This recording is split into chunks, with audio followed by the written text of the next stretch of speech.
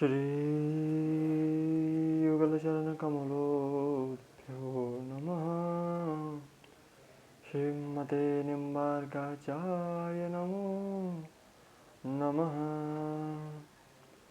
श्रीमदहंससमारम्भां सनकादिकमध्यमाम् अस्मदाचार्यपर्यन्तां वन्दे गुरुपरम्पराम्।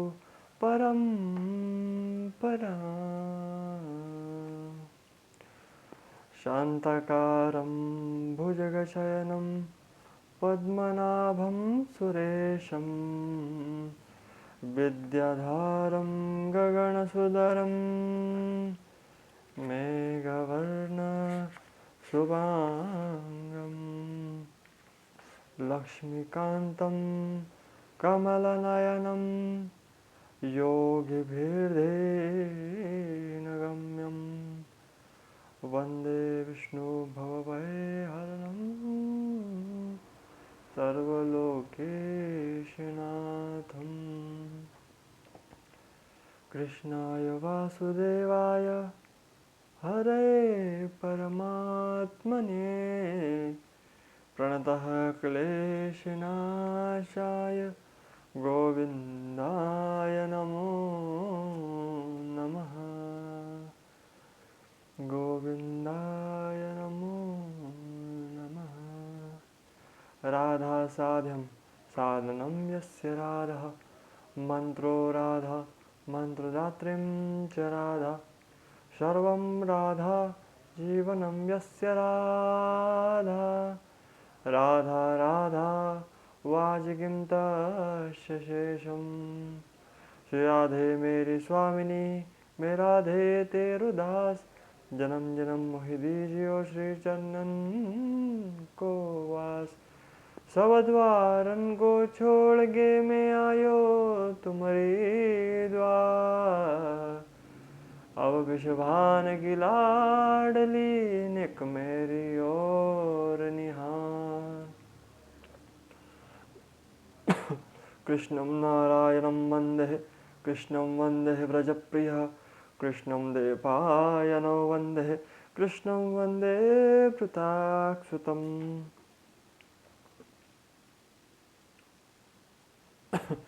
7 दिवसीय चलने वाले पावन पवित्र गरुड़ पुराण का हमने श्रवण कर रहे। आज 7वां दिन है। न जाने कैसे ही 7 दिन हमने चर्चा कर ली। ठाकुर जी की कृपा है, थोड़ी ही सही लेकिन ठाकुर जी की कृपा है, क्योंकि मुझे अन्य कार्य में भी व्यस्तता है, इसलिए भी कुछ समय के लिए ही की गई। श्रीमद् भागवत भी उसी प्रकार होंगे, लेकिन उसका पाठ संपूर्ण रूप से होगा, इस बात का आप ध्यान रखना। तो गरुड़ पुराण अपने पितरों के उपलक्ष्य में मानव जीवन को समझने के लिए बहुत ज़रूरी है। मैंने पहले दिन ही कहा था कि गरुड़ पुराण से डरना छोड़ो और गरुड़ पुराण को पढ़ो, गरुड़ पुराण को घर में रखो, गरुड़ पुराण को श्रवण करो, क्योंकि ये गरुड़ पुराण कल्याण का निश्चित मार्ग है। ये गरुड़ पुराण आपके हजारों समस्याओं के समाधान के लिए परिपूर्ण है, सामर्थ्यवान है। ये गरुड़ पुराण आपके कल्याण को अथवा आपके पितरों के कल्याण को, इस लोक को और ऊपर के लोगों को या नीचे के लोगों को समझाने के लिए पर्याप्त मात्र है, लेकिन हम इसे पढ़ते नहीं। हम उपाय इधर उधर ढूंढते, लेकिन सब उपाय, सब व्रत, सब तप गरुड़ पुराण में विद्यमान कहे गए हैं, क्योंकि वो मृत्यु को बेस बनाकर चलने वाला ग्रंथ है कि एक दिन निश्चित एक्सपायरी डेट होंगी ही। वैसे 2 ही ग्रंथ है जिनसे आपको संपूर्ण ज्ञान प्राप्त हो जाता है। सभी पुराणों में ज्ञान है, लेकिन श्रीमद् भागवत में आपको जन्म से लेकर मृत्यु पर्यंत की चर्चा है, और गरुड़ पुराण में मृत्यु से लेके नरक यातनाओं तक की चर्चा है कि मृत्यु के बाद यदि दुष्कर्म किए तो किन नारकीय यातनाओं को भोगना पड़ेगा और क्या क्या करना पड़ेगा, किन कर्मों से हम नरक जाएंगे, किन कर्मों से स्वर्ग जाएंगे, ये सब उसमें विद्यमान है।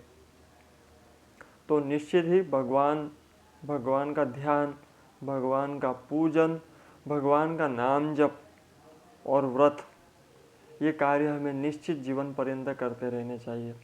आज मैंने बताया था कि आपको एक ऐसा उपाय बताऊंगा जो नरकों से छुटाएगा, नरक में नहीं लेकर जाएंगा, आपको निश्चित नहीं लेकर जाएंगा। आज ही स्टार्ट कर दो तो इस कथा की पूर्णता में बता दूंगा आपको, लेकिन ये भी बताऊंगा आप नरक प्रदान करने वाले पाप कर्म क्या है। पिछले 6 दिनों में आपने सुना नरक में क्या क्या है, यमराज धर्मराज का विशाल जो पूर है उसमें क्या क्या है। अब ये समझाऊंगा कि नरक प्रदान करने वाले कर्म भी कौन से हैं, वो भी जानना चाहिए ना, कि हम क्या कर रहे हैं उससे हमें नरक प्रदान होगा, कौन से कर्मों से होगा, तो वो भी सुन लो। तो सुनो, गरुड़ जी ने पूछा कि गच्छन्ति महामार्गो वैतरण्या पंतति कये कये पाप्यो नरके यान्ति तन्मे कथय केशव। गरुड़ जी ने कहा है केशव, किन पापों के कारण मनुष्य को यमलोक का महामार्ग में जाते हैं और किन पापों से वैतरणी में गिरते, किन पापों के कारण नरक में जाते हैं वो मुझे बताइए। भगवान बोले सदैवाग कर्मा निरतः शुभ कर्मा परांग मुख नरकांत नरकम यान्ति दुखा दुखम भयाद भयम धर्मराजपुरे यान्ति त्रिभिर्द्वादशस्तु धार्मिका पापस्तु दक्षिणद्वारः मार्ग नेव व्रजन्ति तत्। भगवान बोले सदा पाप कर्म में लगे हुए शुभ और अशुभ विमुख प्राणी नरक के दूर से नरक में एक एक करके दुख के बाद दुख तथा भय के बाद भय दूसरे भय को प्राप्त होते हैं। एक भय से गए दूसरे में छूटे, नरक के बाद नरक, दुख के बाद दुख निश्चित मिलता रहेगा। धार्मिक जन धर्मराजपुर में 3 दिशाओं में स्थित द्वारों से जाते हैं और पापी पुरुष दक्षिण मार्ग से ही जाते हैं। मैंने पहले ही बताया, जो अधोमगामी हुए हो, जिनका पतन अधोमगामी से हुआ हो, वो निश्चित ही नरक को प्राप्त होंगे। जिनका मल मूत्र निकल गया हो, नरक गया हुआ व्यक्ति का संकेत क्या बताता है? सबसे पहला तो मल मूत्र त्याग देगा, पैंट में हो जाएगी। दूसरा, उसके अधमूर्ख से मार्ग गए है ये समझ जाना। तीसरा, यदि वो स्वप्न में आए, आपके स्वप्न में आपको स्वजन दिखे, कई लोग कहते हैं इसका क्या संकेत है, तो इसका एक ही संकेत है, यदि स्वजन आपके सपने में आए तो वो सदगति को प्राप्त नहीं हुए। पिछले वर्ष मैंने वीडियो बनाकर डाला था, आप सदगति को प्राप्त नहीं हुए यदि वो आपके स्वप्न में आते हैं। तो दूसरा रीज़न उसमें बताया गया, आपके पितृ आपसे दुखी है, अभी भी नरक में है या कष्ट भोग रहे, न किन किन योनियों में पड़े हुए, तो दूसरा स्वप्न आएगा, किसी फटे हुए वस्त्र पहने हुआ व्यक्ति, आपको बूढ़ा सा व्यक्ति स्वप्न में दिखेगा। ये संकेत है कि आपके पितृ सदगति को प्राप्त नहीं हुए। तीसरा, बार बार प्यास लगेंगी, बार बार प्यास लग के भी तृप्ति नहीं होंगी, ऐसा व्यक्ति दिखे। जल पीता हुआ व्यक्ति दिख जाए स्वप्न में कोई रोगी दिख जाए, तो ये संकेत मात्र है कि आपके पितृ को तृप्ति नहीं मिल रही, आपके पितृ सद्गा मार्ग को नहीं गए हैं, उन्हें कष्ट हो रहा है, तो आप उनके लिए कुछ करिए। बूढ़ा सा रोगी दिखना, जल पीता हुआ दिखना लेकिन प्यासा दिखना, या और एक संकेत बताया गया, आपको बार बार रात्रि को 12 से 2 के बीच प्यास लगना भी ये संकेत है कि आप के पितृ अतृप्त है। और एक रीज़न बताया गया है, घर के बाहर शांति लगना और घर में आते ही मानसिक तनाव, स्ट्रेस बढ़ जाना, पितृदोष के लक्षण है, पितरों की नाराजगी के लक्षण है, पितरों के अतृप्त होने के लक्षण है। नोट कर लेना ये बातें, ध्यान से काम आएंगी। और उसके लिए क्या करना चाहिए, तो बोले गरुड़ पुराण के बाद श्रीमद् भागवत जो कल से स्टार्ट होने वाला है, श्रवण करें। श्रवण करने से कल्याण को प्राप्त होंगे पितृ। तो यहाँ बताया गया है कि इस महादुखदायी दक्षिण मार्ग में वैतरणी नदी है, जो पापी पुरुष जाते हैं उन्हें मैं तुम्हें बताता हूँ, सुनो। क्या कहा गया, ये ऋणो न पयश्चन्ति ये वे न्यास पाप हारकः विश्वासघातकाय सन्निशान्येन मारका। मतलब कहा गया जो ब्राह्मणों की हत्या करने वाला है वो इस मार्ग से जाएगा।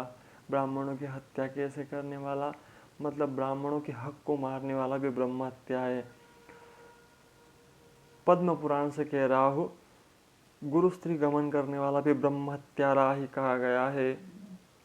गुरु का हक खाने वाला भी ब्रह्म हत्यारा कहा गया है। गुरु तुल्य माता पिता धर्म की उपहास करने वाला भी ब्रह्म हत्यारा कहा गया है।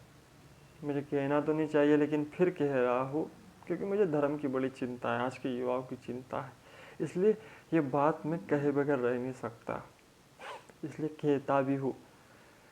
अभी कल या परसों की घटना मेरे सामने आई, किसी ने मुझे बताया कि बेंगलोर में एक 26 वर्ष की लक्ष्मी नाम की जो लड़की थी, उसे काट कर फ्रिज में रख दिया गया, और वो जो भी जावेद शरीफ कौन था अन्य धर्मी, उसने फ्रिज बंद किया और वो उस घर छोड़कर भाग गया। अड़ोस पड़ोस के लोगों को जब गंदी बदबू आने लगी, जांच कराई तो पता चला कि फ्रिज में लक्ष्मी के टुकड़े रखे हुए हैं। तो ये समाज कहाँ जा रहा है, ये क्रूरता कहाँ से पैदा हो रही है। मैं शासन से भी निवेदन करूँगा कि ऐसी क्रूरता वालों को भी ऐसी क्रूर भरी सज़ा यदि दे दी जाए तो ये क्रूरता शायद बंद हो जाए। शायद शब्द का यूज़ कर रहा हूँ, शायद बंद हो जाए। और ये जहाँ से ये इनका सोर्स है वो सोर्स बंद कर दिया जाए। अब ये मैं ये नहीं कहता कि इसमें लक्ष्मी की भी गलती है, क्योंकि अपने बच्चों की गलती हो तो माँ बाप मार भी देते हैं, इसलिए कठोर शब्दों में कहूँगा गलती कई बार माँ बापों की भी तो है लेकिन बच्चों की भी है कि उन्होंने उसे गीता नहीं पढ़ाई बचपन से धर्म का नॉलेज नहीं दिया, बचपन से तिलक नहीं सिखाया, ज्ञान नहीं दिया, बचपन से न जाने गरुड़ पुराण नहीं सिखाया, कुछ पुराण का अभ्यास नहीं कराया, गीता का अभ्यास नहीं कराया, तो गलती उनकी भी है।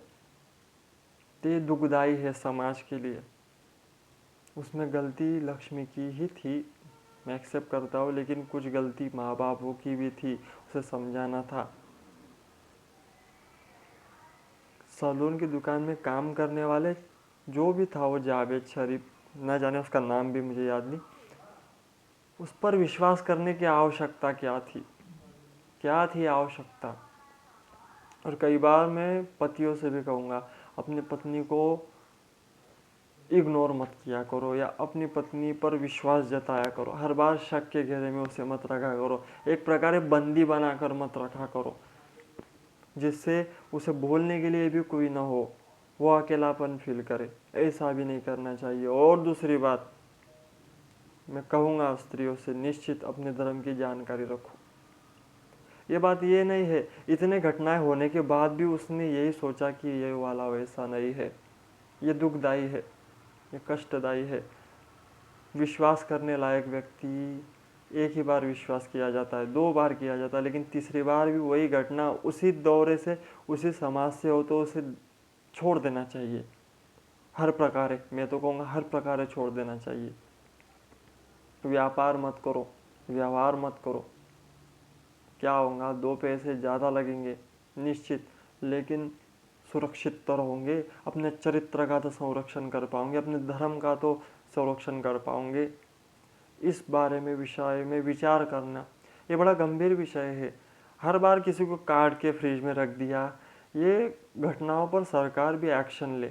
सरकार का भी ये जिम्मेदारी है कि ऐसे लोगों को भी ऐसी क्रूर सजा दी जाए। अरे तुम 2 को तो देकर देखो, बाकी अपने आप हो जाएगा।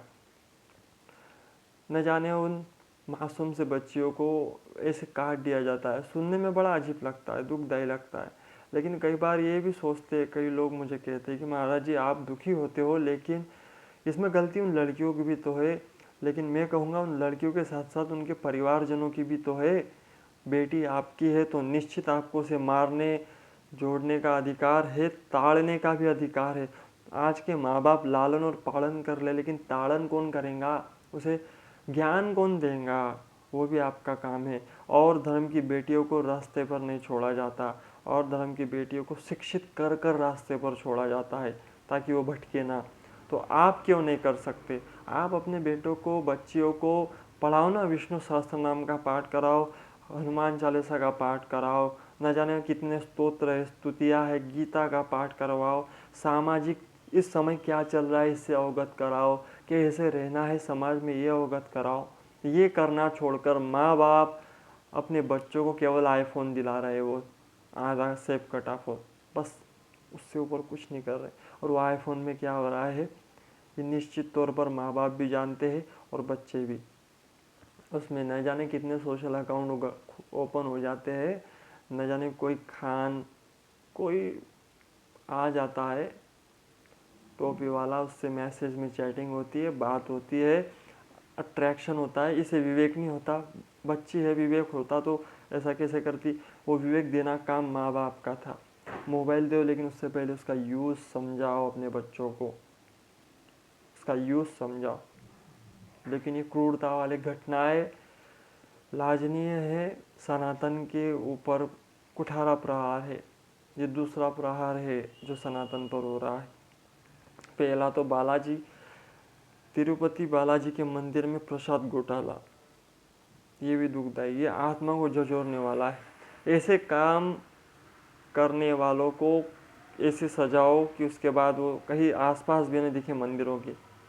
लेकिन उन्हें तुम पालोगे जेल में रख के तो कोई फ़ायदा नहीं। ऐसों को कड़ी से कड़ी सजा दी जाए। स्त्री की रक्षा के लिए कानून बात तो कर रहा है, लेकिन एक्शन क्यों नहीं ले रहा? दो चार लोगों को एक ही दिन में फांसी दे दो, काटने वालों को ऐसे हो। क्योंकि यदि भय नहीं हुआ तो लोग नहीं सुधरेंगे। लोग कहेंगे यार जेल में लेकर जाएंगे, मस्त 60 वर्ष तक पालेंगे, उसके बाद फांसी देंगे, कोई चिंता नहीं, उसके घर पे खाने के लाले थे, वो अच्छे से रहेगा। तो ये काम नहीं होना चाहिए। एक्शन लेकर तो देखो क्या होगा। कुछ ऑपोजिशन वाले चिल्लाएंगे, चुप बैठ जाएंगे। लेकिन अभी तुम सत्ता में हो, शासक में हो, सामर्थ्य में हो, तो अपने सामर्थ्य का इस्तेमाल करो। अगर नहीं किया तो लोग तुम्हें याद नहीं रखेंगे। सामर्थ्यता का इस्तेमाल करना चाहिए। निश्चित भगवान राम ने 7 दिन वेट किया था, लेकिन 8वें दिन बाण उठा ही लिया था समुद्र को झुकाने के लिए। और तब ये बात आई कि भय भी न हो ही न प्रीति, भय के बिना प्रीति नहीं हो सकती। तो ऐसा डर कानून का समाज में होना चाहिए। लोगों को लगे कि नहीं, कानून हमारी रक्षा के लिए ही है, न कि हमें और गुनहगारी में ढकेलने के लिए। तो इस बात का ध्यान रखना। जो ब्राह्मणों की हत्या करने वाला है वो इस दक्षिण मार्ग से जाता है। बोलो राधे राधे। सुरापान करने वाला मतलब मदिरा पान करने वाला, आज 90% युवा एक जाम पे जाम तो पी रहा है, लेकिन वो जाम उन्हें नरक लेकर जाएगा, पतन के लिए लेकर जाएगा। गोघात करने वाला, अभी गोघाती में एक बात और आई, माता के समान किसी का हत्या करने वाला। दूसरी बात, गोघाती में कई जगह मैंने सुना है कि कुछ अपने ही लोग हैं, ट्रक पास कराने की चार्जेस लेते, गौमांस पास कराते हैं कि हमारे एरिया से आपके ट्रक को कोई कुछ नुकसान नहीं पहुंचाएगा, हम लीगली बता देंगे, हमें कुछ दंड दे देना। ऐसे लोग भी गौ हत्यारे हैं। जितने गौ कटी उतना दोष इनको भी लगेगा, और निश्चित ये दोष उनके पतन का कारण होगा। एक दिन डाउन एंड डाउन हो जाएंगे, नष्टप्राय हो जाएंगे, समाप्त हो जाएंगे। तो ऐसा भी। और तीसरा गौ हत्यारा कौन है?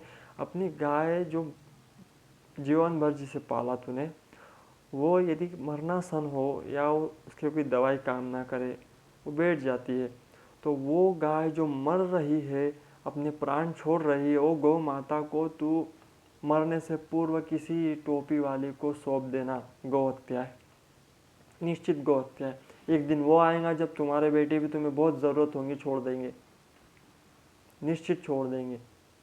रास्ते पर भटकता हुआ, दर बदर भटकता हुआ छोड़ देंगे, और कोई सहारा नहीं देगा। दुखी करने सब आएंगे, सहारा कोई नहीं देगा। तो ये कार्य मत करना। क्या होगा, लोग इसलिए करते हैं क्योंकि उसके एक्स्ट्रा चार्जेस वो देता है। अरे उसे तो खाना है, वो मूर्ख देगा ही, लेकिन तुम क्यों दे रहे हो? कहते हो बड़ा दुख होता है, कई सनातनियों ने अपना जमीर मार दिया है इस चीज़ के पीछे। तो सरकार ये 2 चीज़ों पर काम करे, गौ रक्षा में और स्त्री रक्षा में काम हो। स्त्री की हत्या करने वाला, गर्भपात कराने वाला, ये भी आज के समय में एक बड़ा दोष है। गर्भपात, किसी स्त्री को दिन रह जाए, उसे गोलियां खिलाकर उसका गर्भ में ही बच्चे को मार दिया जाता है। ये हत्या है, ये गर्भपात। इसका दोष का निवारण प्रायश्चित ढूंढ लेना 18 पुराणों, 4 वेदों, 6 शास्त्रों में नहीं मिलेगा। हर चीज़ का, किसी की हत्या करने का भी प्रायश्चित है, लेकिन इस हत्या का प्रायश्चित नहीं है। आजकल ये जो भूकंप आते हैं, पृथ्वी माता रुद्ध क्रूप हो जाती है, जो एक क्रैक्स पृथ्वी में देखने मिलते हैं, ये सब भ्रूण हत्या के, गर्भपात कराने के दोष है। ये जो भूकंप के झटके मिलते हैं ना, इसलिए है क्योंकि पृथ्वी माता कहती है मैं किसी दोष से दुखी नहीं हूँ, मैं केवल एक दोष से दुखी हूँ, वो है ये हत्या, ये स्त्री हत्या से मैं दुखी हूँ। तो ये कराने वाला भी उतना ही भागी है दोष का। गर्भपात भूल से भी मत कराना, नहीं तो कितनी पीढ़ियाँ होंगी, आपको नहीं मिलेगा, आपको रास्ता ही नहीं मिलेगा, भटकते रहोगे इस दोष से बचने के लिए, लेकिन नहीं मिलेगा। गुप्त रूप से पाप करने वाला, छुप कर पाप करने वाला भी दोषी है। गुप्त रूप से माने किसी की चोरी कर ली, किसी का धन हड़प लिया, किसी की स्त्री आदि को गुप्त रूप से भोग लिया, ये सब क्या है? दोष है, पाप है, निश्चित पाप है। और इन पापों का प्रायश्चित कैसे करोगे? तो नरक में ही होगा फिर। वो भी नरक पे तुम्हारी नस नस जब राम राम कहेंगी तब ये प्रायश्चित होगा, उससे पूर्व नहीं हो सकता। नस नस राम राम कहकर सुन्न हो जाए, तुम पूरे मरना भी चाहो तो मर नहीं सकते, ऐसी स्थिति में लेकर आओ, तब तुम्हारा प्रायश्चित होगा, उससे पहले नहीं हो सकता। तो ऐसे काम मत करो, अपने बच्चों को भी समझाओ। गुप्त रूप से भी किसी को भोगने वाला भी दोषी ही है। विवाह से पूर्व स्त्री संबंध रखने वाला, कई लोग नहीं कहते ये बात, लेकिन मैं कह रहा हूँ, विवाह से पूर्व किसी स्त्री से, किसी लड़की से कोई युवा संबंध रख रहा है, संबंध बना रहा है, तो ये भी दोष है। इस दोष की सजा एक ही बताई गई है नरक में। एक लोहे की स्त्री बनाई जाती है, उसे जलाया जाता है, 100 गुना ज़्यादा गर्म किया जाता है, और इस पुरुष को उससे आलिंगन करा दिया जाता है। जब वो पूर्ण रूप से तप्त हो जाती, तप कर लाल हो जाती है, तब इसे आलिंगन कर दिया। इसका अंग जलने लगता है, झटपटाता है, छोड़ना भी चाहे तो छोड़ा नहीं जाता और लिपटाया जाता है, क्योंकि तुझे यह शौक आया था लिपटने का, बिना विवाह के, तो वह भी लपट। दूसरी बात, स्त्री यही गलती करे तो स्त्री को भी एक लोहे के पुरुष से गर्म तप्त बनाया जाता है, लाल होने हो कराया जाता है, उस स्त्री को उससे चिपटाया जाता है। तो ये दोष समान रूप से बताए गए हैं, इसलिए भूल से भी ये कार्य मत करना। और जो ये कार्य कर चुके हैं उनके लिए भी श्रीमद् भागवत में प्रायश्चित बता दूंगा, सुन लेना। अगर हो गई ये गलती और एक्सेप्ट करते हो तो निश्चित इसका जो प्रायश्चित है वो प्रायश्चित मैं श्रीमद् भागवत में आपको बताऊंगा। ध्यान से सुनना, 7 दिन में किस दिन बताऊंगा ये भगवान जाने। तो गुप्त रूप से पाप करने वाला, जो गुरु के धन को हरण करने वाला है, गुरु का धन क्या है? गुरु के कुछ धन चोर लिया गुप्त रूप से, वो। दूसरा, गुरु का सम्मान का जो बाहर अपमान करता हो, बाहर जाके गुरु का अपमान करता हो, ये भी गुरु के धन को हरण करने जितना दोष है, तो इससे भी बचने चाहिए। देवता अथवा ब्राह्मण का धन हरण करने वाला, कई लोग भगवान के मंदिरों का धन चोर लेते हैं, कई कथा होती है वहाँ का धन चोरी कर ले जाते हैं, कई कोई डोनेशन लेता है ऑनलाइन किसी कार्य के लिए, लेकिन देवताओं के नाम पर ले रहा है, लेकिन देवताओं का नाम उसमें नहीं है, वो अपना ही पालन पोषण कर रहा है। दोष है, निश्चित नरकगामी होगा। तो ये सब दोषों से बचने के लिए हमें गरुड़ पुराण सुननी चाहिए। आज पता चल रहा है ना कि तो बोलो राधे राधे, बोलो राधे राधे।